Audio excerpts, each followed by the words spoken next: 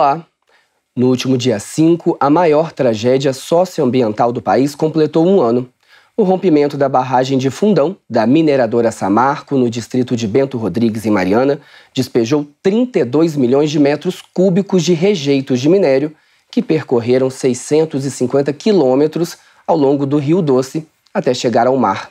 A lama atingiu 7 comunidades e subdistritos aqui da região e 40 cidades entre Minas Gerais e o Espírito Santo. 19 pessoas morreram e cerca de 350 famílias ficaram desabrigadas.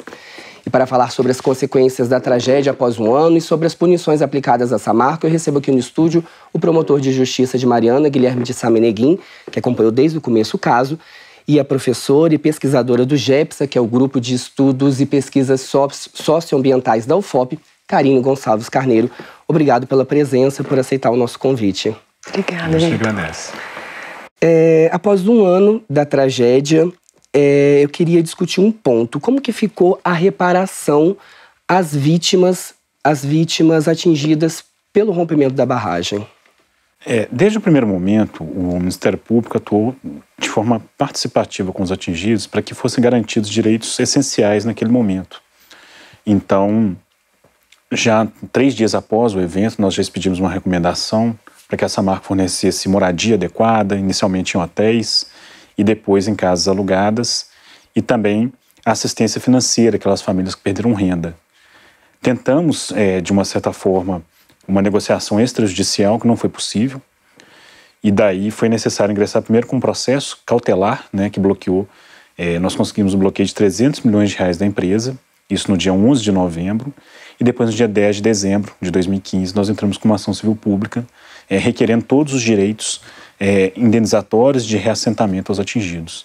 E foi a partir desse processo que foi assegurado assistência financeira às famílias que perderam parentes, antecipações de indenização de 20 mil reais para quem perdeu casa, 100 mil para quem perdeu parentes na tragédia, indenização pela perda de veículos, Isso são só parcelas que foram pagas no início do processo, o que foi, de certa forma, uma inovação, porque, em regra, as pessoas têm que esperar até o final do processo para que tenham recebimento das suas indenizações. O que a gente fez foi inverter essa lógica, exigindo que a empresa pagasse de imediato a assistência financeira e antecipasse parte daquilo que é de direito dos atingidos.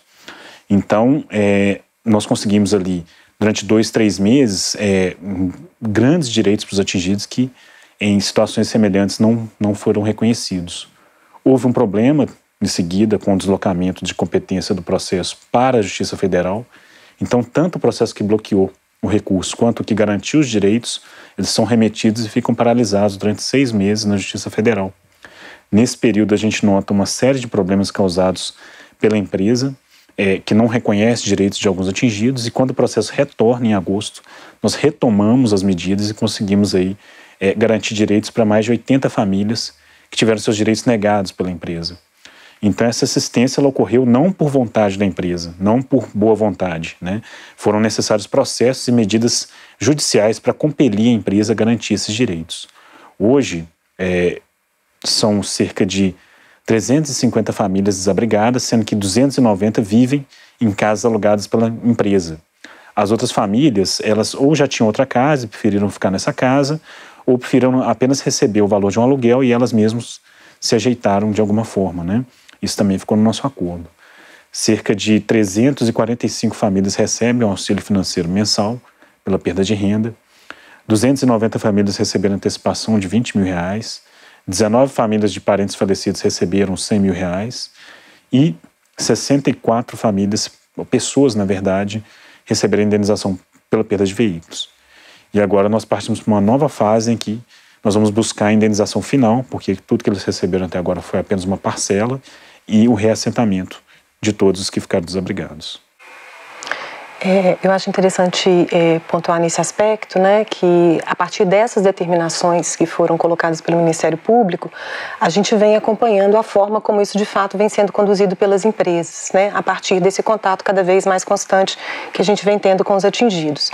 E o problema, então, ele se desloca não por essa atuação, né, que exige essas ações da empresa frente aos atingidos, mas na forma como isso é aplicado, que tem se mostrado um grande problema quando a gente percebe que, por exemplo, no caso desses cartões, né, que dão direito ao que muitas vezes eles chamam de benefício, né, uma palavra até estranha num contexto desse, um benefício, que ele é entregue para algumas famílias ou para algumas pessoas e para outras não.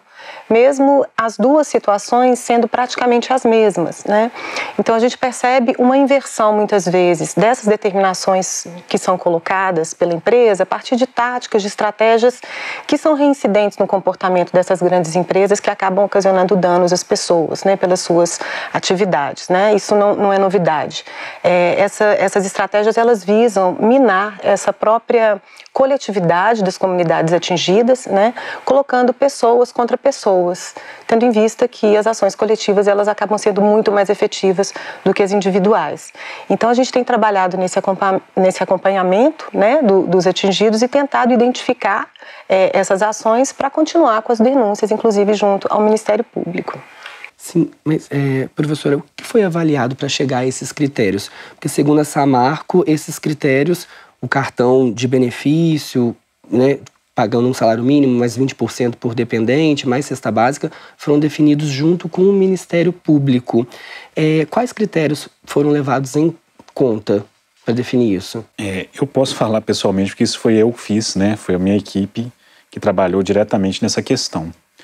É importante frisar que quando ocorre o rompimento da barragem, né, inicialmente a empresa deixa as pessoas no ginásio e depois ela coloca em hotéis.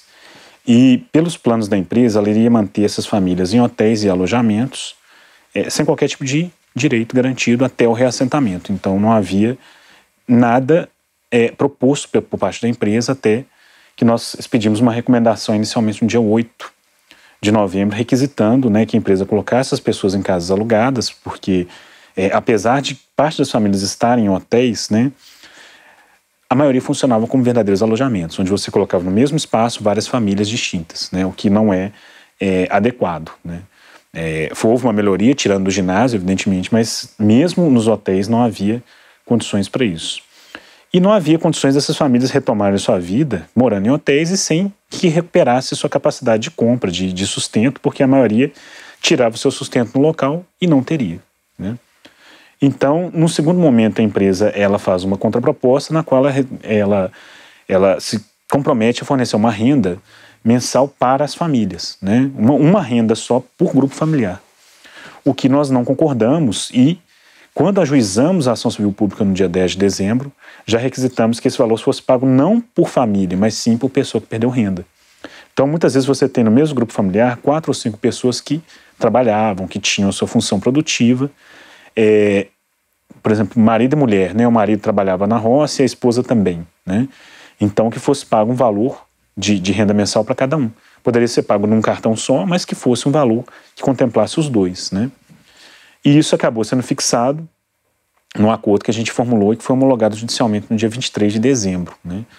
Nós levamos em consideração, inclusive, um estudo que foi feito pela equipe de sociólogos do Ministério Público, que aquele valor por família não correspondia àquilo que era necessário para garantir a subsistência das famílias. Então, nós pactuamos ainda um valor por dependente e, ao invés também de a empresa entregar a cesta básica in natura para as famílias, né, onde ela colocaria um freio à liberdade das pessoas, quer dizer, a cesta básica ela tem os itens obrigatórios, né, mas pode ser que a família queira comprar outros itens, né, pode ser que ela já tenha tais itens em quantidade suficiente. Então, foi alterada a forma de pagamento também da cesta básica, que seria o valor em dinheiro de uma cesta básica do DIEESE por família, ao invés de entregar mensalmente uma caixa lá que poderia, enfim, dar uma série de problemas, como vir comida estragada, enfim. Então isso foi tudo pactuado com a participação dos atingidos também e dentro de um processo judicial e foi homologado judicialmente. Isso foi definido em cada família? Como assim? O que cada uma receberia? Não foi fixado um padrão, né? O valor de um salário mínimo, mais 20% do salário mínimo, mais a cesta básica. Mas ela foi calculada por família, né? Por pessoa que perdeu renda, né? Então, assim, Vou dar um exemplo aqui, né? Digamos que o pai e a mãe trabalhavam na roça e eles têm 2 filhos menores, né? Pela proposta dessa marca, ela pagaria um salário mínimo para essas 4 pessoas e daria uma cesta básica. Essa era a proposta da empresa, que nós não concordamos. Pela nossa proposta, que ficou fixado, ela pagaria um salário para cada um do casal, mais 40% em razão dos dependentes, mais o valor de uma cesta básica, né, do DIEESE, que hoje gira em torno de R$450. Então, o valor que se nós calcularmos tudo isso aqui, né, nós vamos ter um valor de aproximadamente R$2.500. Se fosse o valor da empresa, seriam 880. Então, ela é calculado levando em consideração as características da família, mas ela não é um valor por família, é um valor por pessoa que perdeu renda. Sim, sim. Eu queria só comentar com relação a essa questão dos critérios, né? Que a gente tem que entender que os critérios incluem, mas eles também excluem, né? Principalmente quando a gente vai para a definição do que é um atingido. Então, o que a gente percebe nesse acompanhamento que a gente vem fazendo é que o reconhecimento do atingido ele é dado pela própria empresa, né? A empresa é que acaba marcando cada uma dessas pessoas como atingidas ou não. Quando, na verdade, a gente compreende que o próprio reconhecimento como atingido já deveria ser imediatamente levado em consideração pela própria empresa, né? E o critério, além dele incluir e excluir, né, ele também homogeneiza, né?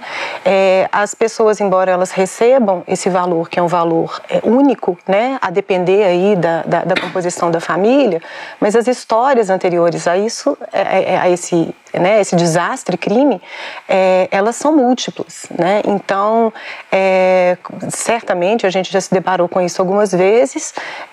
Esse padrão de ressarcimento mensal financeiro, ele muitas vezes é extremamente distante daquela renda que a família tinha anteriormente, né?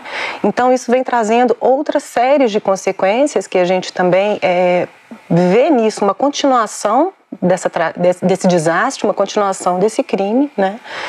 Que é o endividamento de muitas famílias, né? Elas tiveram que tirar, por exemplo, filhos de escolas por não conseguirem pagar mais, né, o valor das mensalidades.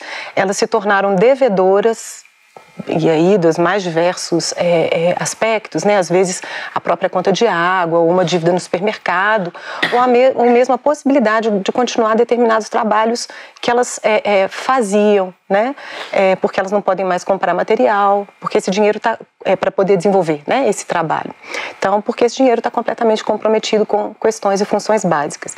Então, são situações extremamente complexas que a gente acaba lidando no dia a dia. Sim. Promotor, até hoje a Samarco, a Vale, não pagou nenhuma multa que foi aplicada a elas. Somente a FEAM, que é a Fundação Estadual do Meio Ambiente, aplicou 30 multas até o momento, né? Que somadas chegam a mais de 189 milhões. Fora multas do IBAMA, do IEMA, do Espírito Santo, da Secretaria de Estado de Meio Ambiente, aqui de Minas Gerais. Por que é tão difícil fazer com que a empresa pague essas multas? Eu só gostaria de fazer uma observação sobre a colocação da professora antes, que, assim, as famílias não pagam conta de água, né? E a conta de luz também nós entramos com processo para que a Samarco pagasse. Então, as famílias hoje, elas têm um ressarcimento pelo valor da conta de luz também, né? E apesar, e é bom frisar isso, porque a renda mensal ela não é descontada na indenização, né? Isso também é um marco que nunca ocorreu no país, do fato de a pessoa receber um valor e esse valor não ser descontado na indenização. Então, o valor que de fato vai resgatar aquela vida que ela tinha, né, e é sempre bom deixar claro isso, é a indenização final. É aquilo que vai de fato levar em consideração tudo que a pessoa perdeu, tudo que a pessoa deixou de ganhar, né? Digamos que uma pessoa tinha um comércio que ela tirava lá 4 ou 5 mil reais, e hoje ela ganha uma renda menor do que isso, né? Porque você tem que criar um padrão fixo. Esse valor de 5 mil que ela tirava por mês será indenizado ao final, né? Então, para que você venha calcular isso de forma individualizada, é muito complexo, onde você vai levar em consideração uma série de critérios que a gente está fazendo através de uma assistência técnica, que vai calcular o valor da indenização por família. E essa indenização ela não é tabelada, ela é individualizada e vai levar em consideração esses critérios. Além disso, é impossível a gente pensar numa retomada de vida enquanto as pessoas estiverem morando em Mariana. A retomada só vai de fato ocorrer na medida em que ela estiver reassentada com sua casa E, por exemplo, esse comerciante, né, ele não tem condições de abrir seu comércio em Mariana, né? Ele só vai poder realmente reativar sua atividade econômica quando houver o reassentamento. Então, essa é uma questão que envolve uma complexidade muito maior do que simplesmente recompor o padrão salarial naquele momento, né? Até mesmo porque não existe isso na lei, né? O que nós fizemos foi garantir um valor que pudesse manter a subsistência naquele momento. É claro que isso não retira a crítica da empresa no sentido de, na hora de aplicar esses critérios, porque obriga-nos a sempre entrar com outros processos, né? Como é o caso da conta de luz. Então, eu gostaria de fazer só essa observação, para deixar claro que isso não quer dizer que nós não estamos trabalhando para amparar totalmente essas famílias. E não quer dizer que isso não seja uma fonte de crítica.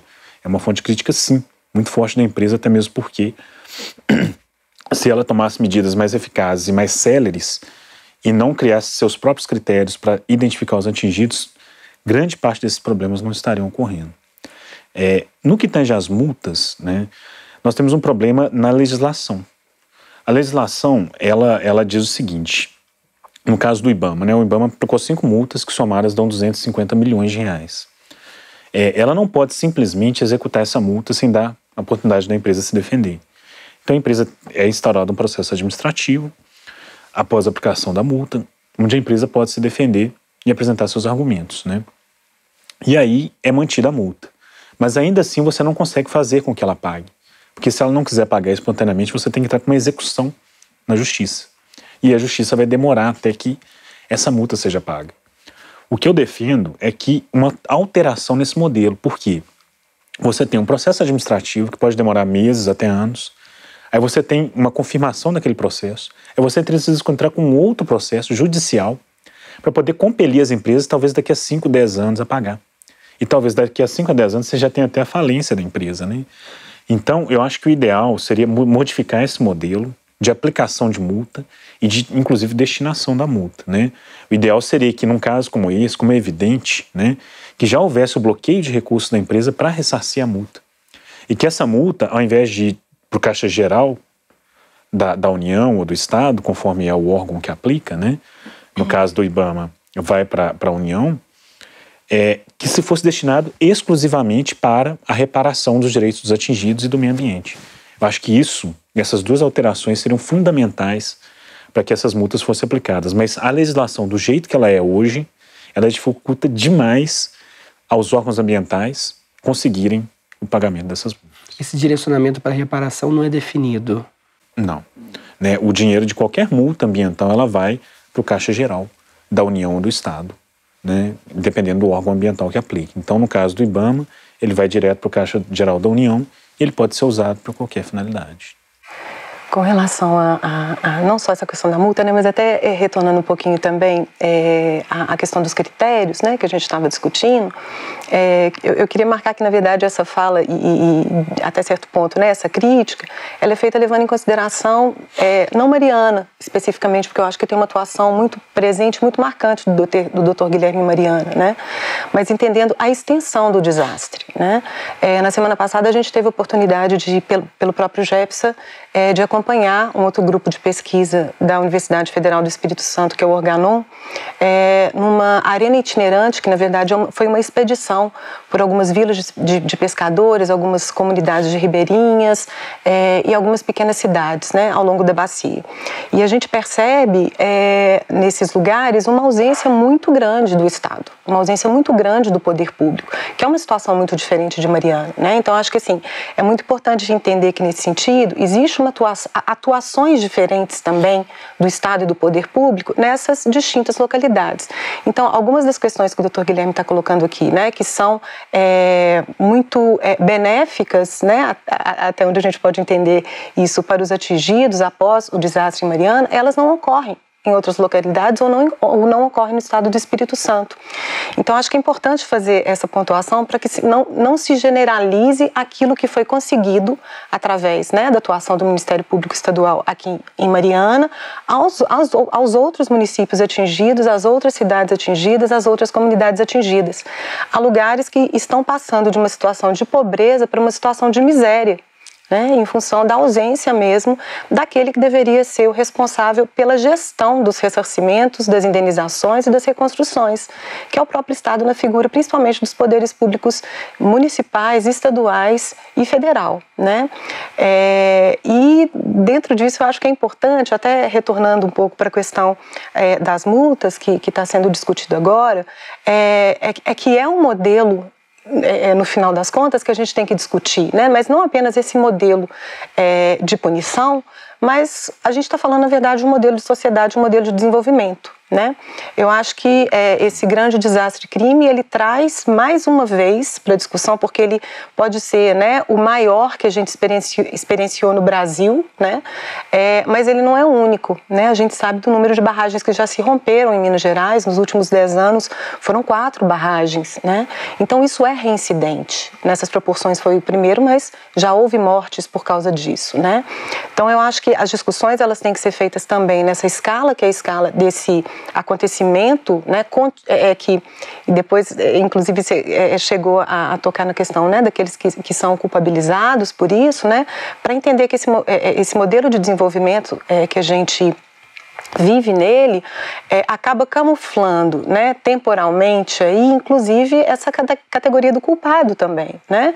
A gente busca muito remeter ao dia 5 de novembro a culpabilização disso, quando, na verdade, há uma série de culpas anteriores ao dia 5 de novembro que conduziram e levaram para esse desastre crime, como mais culpados nesse cotidiano que a gente vem observando pós, né, o rompimento da barragem, né? Então, de fato, assim, né, é muita complexidade, né? São muitos os atores, as pessoas envolvidas, os sistemas envolvidos, e a gente tem que se debruçar sobre cada um deles, mas a gente também tem que voltar e olhar e discutir esse modelo de sociedade que a gente está vivendo, porque a gente percebe que ele, se não faliu, ele está rumo à falência. É uma mudança difícil até, né, professora? Porque é omissão do Estado, é uma pressão das empresas por explorar mais, uma bancada forte no Congresso a favor das mineradoras. Então, assim, parece, às vezes, um caminho meio sem saída, né?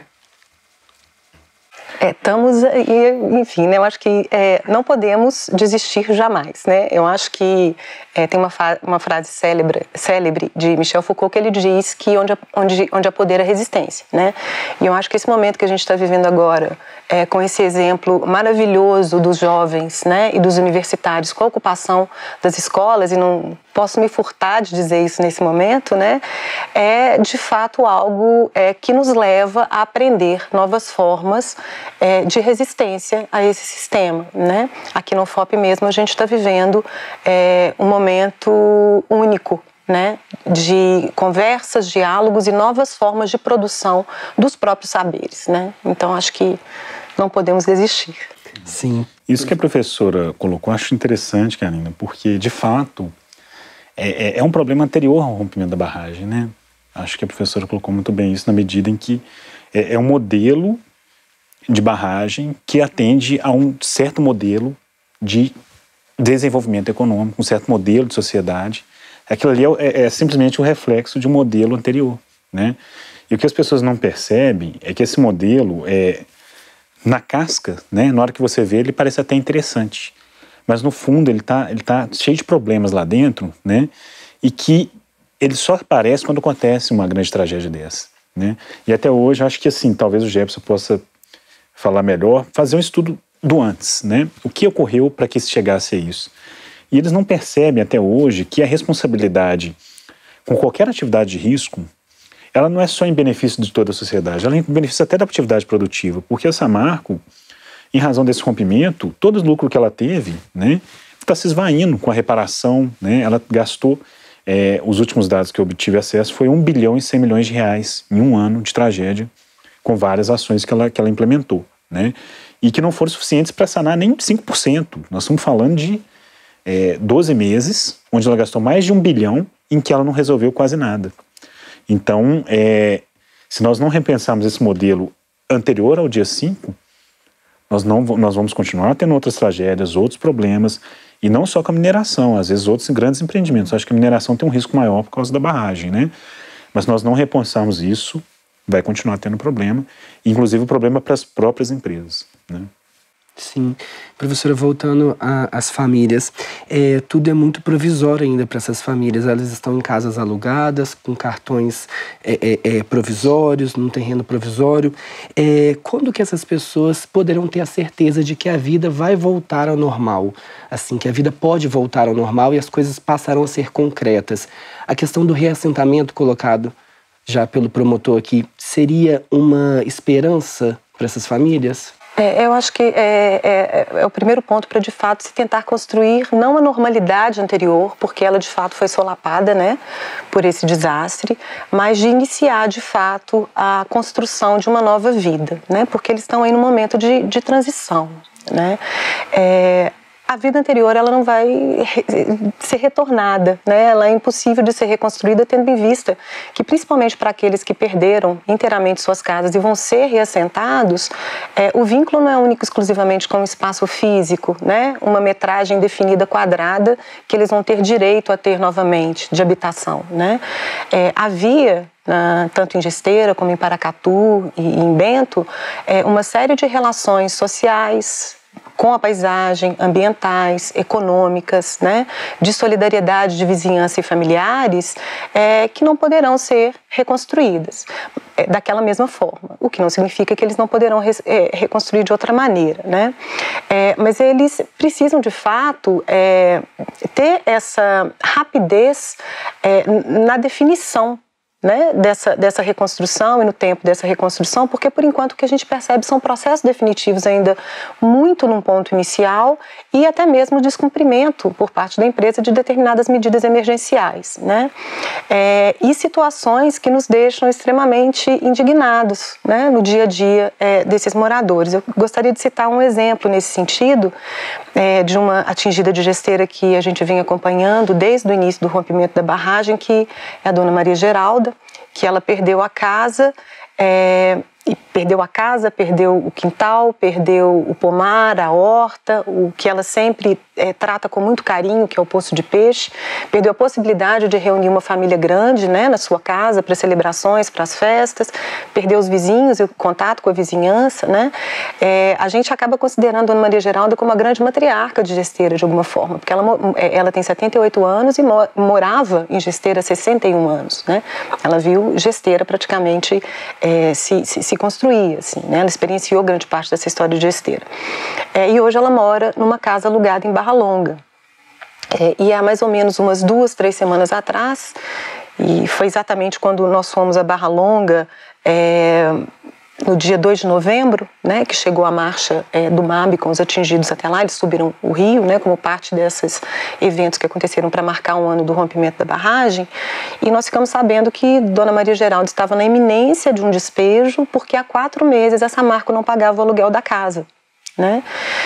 Então, essas situações vão mostrando tanto que esse processo, né, de territorializar essas pessoas ainda é uma grande violência, né? Eles foram desterritorializados, ou seja, eles perderam tudo isso que eu já mencionei, né? Foram obrigados a uma nova reterritorialização, mas temporária, porque eles serão novamente desterritorializados, né, desse ponto que eles estão agora, para depois tentar reconstruir uma nova territorialidade, né? Então, isso é extremamente complexo e ainda após um ano, né, num processo inicial para marcar uma definição de fato que abarcaria, né, essa possibilidade de uma volta a essa normalidade. E também aproveito para reiterar que em Gesteira, esse ponto, né, de reinício que seria pelo menos a definição do terreno onde eles vão ser reassentados, voltou à estaca zero, né? Um ano depois. Eles não definiram ainda onde vai ser reconstruído esse distrito? Foi feita já uma votação, né? Foram apresentados 2 terrenos pela empresa, né? Pela Samarco, para os atingidos de Gesteira. Um desses terrenos foi inclusive indicado por eles mesmos, que é o que a gente entende como a forma apropriada de ser feita, né? Eles mesmos indicarem para escolha e para votação aqueles que eles se sentiriam melhor, né? Nessa reconstrução da vida. E essa votação contou com a aprovação de um desses terrenos a partir de um número que chegou, acho que, até, na verdade, um número superior a 90% dos que votaram, né? Entretanto, mesmo após essa votação, após essa determinação, né, a negociação ainda não se concluiu. A empresa sempre acaba dizendo que existe aí uma inflexibilidade por parte dos proprietários dessas terras, desse terreno, e os proprietários, por sua vez, acabam sempre dizendo que a empresa acaba colocando alguns empecilhos para que essa negociação seja feita. Mas, de qualquer maneira, o que a gente tem são brigas de gigantes, né? Os grandes proprietários, donos dessas terras, a empresa, né? Que eu acho que nem precisa de dizer, né? O tamanho do poder que ela tem, e essa minoria fragilizada que são os atingidos e que ficam à mercê desses jogos de poder. Então, definidos até agora só o terreno para a reconstrução de Bento Rodrigues e Paracatu de Baixo. Já estão definidos? Sim, estão definidos. Eles foram definidos de acordo com também uma recomendação que a gente fez à empresa, na qual ela deveria selecionar pelo menos 3 territórios para que fossem votados na comunidade. Na verdade, ela seguiu o mesmo padrão que nós fixamos em Mariana e em Gesteira, né? De dar a opção para as comunidades decidirem onde seria construído. A votação de Bento ocorreu em maio, se não me engano, dia 7 ou 8 de maio desse ano, em que eles escolheram o terreno de Lavoura, e o terreno de Paracatu foi votado em setembro pela comunidade de Paracatu também. Já foram escolhidos e os terrenos já foram. O terreno de Bento já foi pago, né? Ele teve o valor de 7.900.000, mas com os impostos alcançou um valor superior a 8 milhões. E o terreno de Paracatu, salvo engano, o contrato já foi feito, o contrato, né, o compromisso de compra e venda, mas já está tudo certo também. Eu ainda não sei exatamente o valor, mas nesses 2 casos já está adquirido pela empresa, sim. E a previsão é que em 2019 as famílias já estejam nesses terrenos, né? É uma previsão que, enfim, é muito difícil fazer, né? É uma questão tão complexa que o que a gente quer é que seja o mais rápido possível. Só que nós temos 2 fatores limitadores aí. Primeiro, a necessidade de participação dos atingidos, né? Porque, como a professora disse, não basta, a retomada de vida dessas pessoas só vai ocorrer a partir do reassentamento. Mas aquilo ali não garante a retomada do modo de vida, né? O que vai garantir é uma série de programas que vão fazer com que eles retomem suas atividades culturais, suas atividades produtivas, né? Então, a história ela não acaba no momento em que se entrega a chave para o atingido. E para que essa história seja retomada, tem que ter a participação deles. Você não pode construir a Nova Bento ou a Nova Paracatu sem respeitar o interesse da comunidade. E já nos primeiros projetos apresentados pela empresa, nós já identificamos uma série de problemas, né? No território de Bento, por exemplo, há um problema arquitetônico, onde Bento Rodrigues é uma vila do século XVIII. Né? A capela de São Bento, por exemplo, é de 1718, está registrado, mas ela já tem informações de que existia uma capela anterior. Então, na verdade, Bento é descoberto ainda no final do século XVII, né? E começa a se povoar ali no início do século XVIII. E é inconcebível, né, numa vila do século XVIII, você ter uma igreja colonial e um campo de futebol na frente. E foi esse o projeto apresentado. Então, isso é inaceitável. E o problema é que, para que nós possamos garantir a participação dos atingidos e evitar esse tipo de coisa que vem unilateralmente da empresa, é o que a gente está sempre fazendo com processos, né, é garantir, através da assistência técnica, a participação. Então, essa participação que vai garantir que essa Nova Bento, Nova Paracatu e, né, certamente, Nova Gesteira sejam o mais perto daquilo que seja de interesse dos atingidos, isso exige tempo. Então a gente espera que seja cumprido nesse prazo, mas nós não podemos deixar de levar em consideração o interesse das comunidades. Sim, promotor, falando em interesse das comunidades, os moradores de Bento Rodrigues não querem que parte do distrito seja alagado. A Samarco está construindo um novo dique, o dique S4, que segundo ela é necessário para conter a lama que pode voltar a escorrer para o Rio Doce no caso de chuvas, né? Como a gente já começou no período chuvoso, eles estão correndo com essa obra. Mas a Samarco defende que é necessária essa obra e teve autorização do governo do estado por um decreto mas os moradores que têm propriedades lá não venderam para a Samarco e não querem que o distrito seja transformado num grande museu a céu aberto. Como que fica esse conflito? Nós entramos também com uma ação civil pública contra a construção do dique, exigindo que fosse feita uma perícia para identificar se ele realmente é necessário ou não, né? Levando em consideração o interesse dos atingidos de Mariana, né? Porque eles têm direito não só à propriedade que está lá, embora esteja tudo destruído, o terreno é deles, a propriedade é deles, né? E também ao direito ao território coletivo, né? Inclusive, como não existe decisão judicial no Brasil sobre esse assunto, eu tive que coletar da Corte Interamericana de Direitos Humanos, que já condenou, salvo engano, o Paraguai e o Peru por ter vedado o acesso de comunidades tradicionais ao seu próprio território, né? Isso ainda não existe no Brasil, lei ou jurisprudência sobre isso. O problema é que a questão também foi deslocada para a Justiça Federal, porque ela leva em consideração o interesse não só dos atingidos, mas também de toda a bacia do Rio Doce. Então, eu sei que agora o Ministério Público Federal pediu e a juíza federal deferiu a realização de uma perícia. Eu entendo que a estratégia do DIC... Mas a obra está sendo feita. Está sendo feita, porque ela não está embargada, né? Ela é, no mínimo, contraditória, né? Ela me parece ser ineficaz para a finalidade que ela se destina, mas agora nós vamos ter que aguardar, de fato, a perícia. Entendo que também, inegavelmente, o direito dos atingidos está sendo violado com isso. Espero que essa perícia, né, possa ficar pronta o mais rápido possível para que a gente tenha certeza se esse DIC ele é necessário ou não. E eu acho que o principal, né, será que ele é para isso mesmo? Ou tem uma outra finalidade? Sim. A empresa nega, mas há essa especulação de que faz parte da retomada das atividades de